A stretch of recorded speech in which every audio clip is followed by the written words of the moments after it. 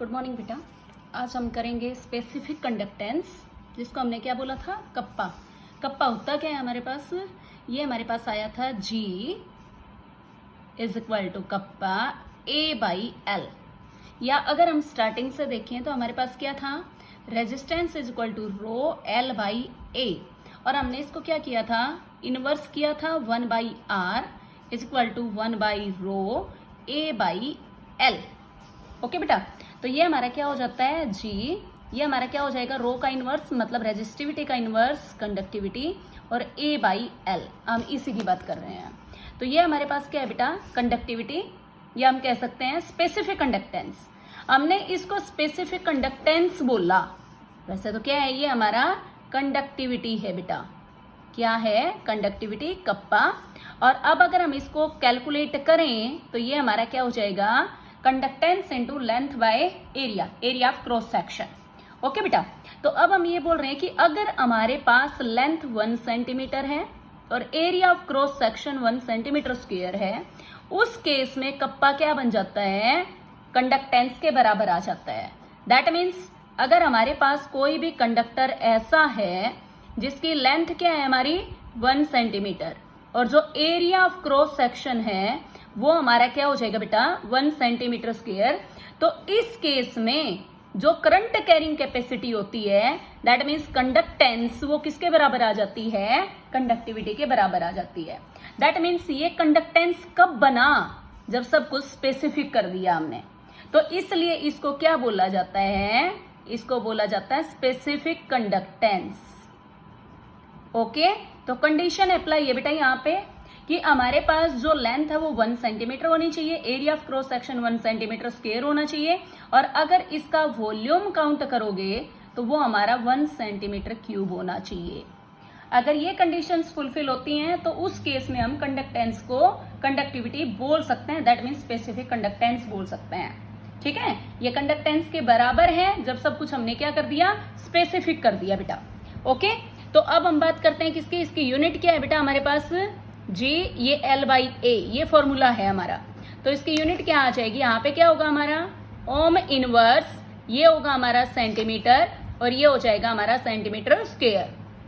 तो जो यूनिट आएगी वो ओम इनवर्स सेंटीमीटर इनवर्स, या हम क्या कह सकते हैं, साइमन सेंटीमीटर इनवर्स कॉल कर सकते हैं बेटा हम इसको। ओके, तो ये इसकी क्या होगी बेटा, स्पेसिफिक कंडक्टेंस की यूनिट होगी। Okay, sorry.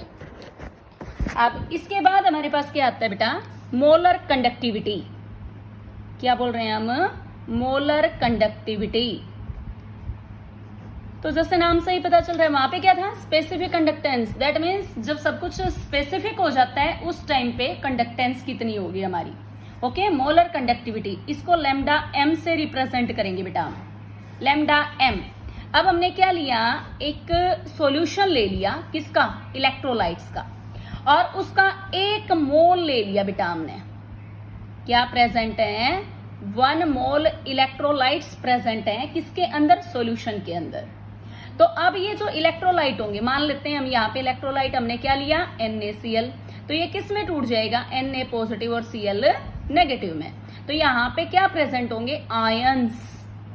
तो ये आयंस क्या करेंगे बेटा, इलेक्ट्रिसिटी को कंडक्ट करेंगे, तो उनके करंट कैरिंग कैपेसिटी को क्या बोलेंगे हम, लैम्डा एम, या मोलर कंडक्टिविटी कॉल करेंगे बेटा।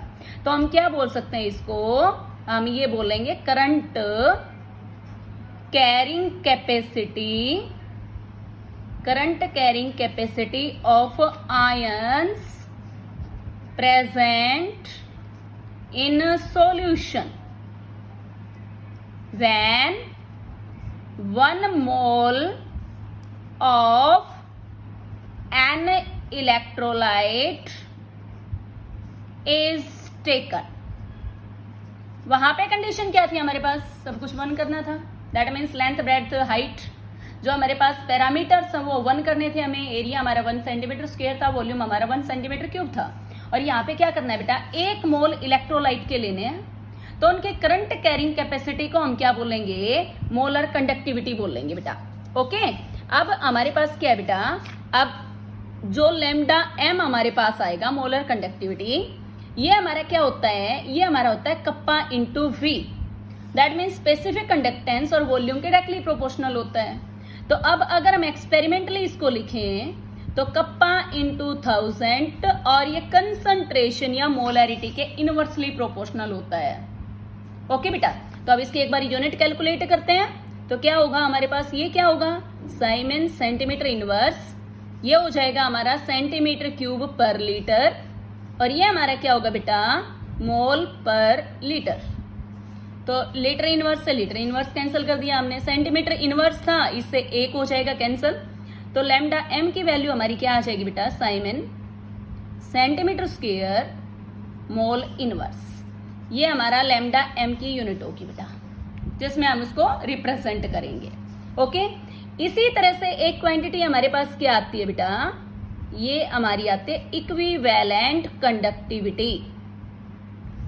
जो इक्विवेलेंट कंडक्टिविटी है इसको लैम्डा ई क्यू से रिप्रेजेंट किया जाता है। अब इक्विवेलेंट वेट से जुड़ा हुआ है, तो अब की बार हम क्या करेंगे बेटा, यहाँ पे 1 ग्राम इक्विवेलेंट ले लेंगे किसी इलेक्ट्रोलाइट के। दैट मीन्स हमारे पास 1 नॉर्मल सॉल्यूशन आ गया है यहाँ पे इलेक्ट्रोलाइट का। ओके बेटा, तो अब हम क्या लिखेंगे यहाँ पे, अब ये भी हमारे पास इलेक्ट्रोलाइट है तो ये भी इलेक्ट्रिसिटी को कंडक्ट करेंगे, तो इनकी करंट कैरिंग कैपेसिटी को क्या बोलेंगे बेटा इक्विवेलेंट कंडक्टिविटी बोलेंगे।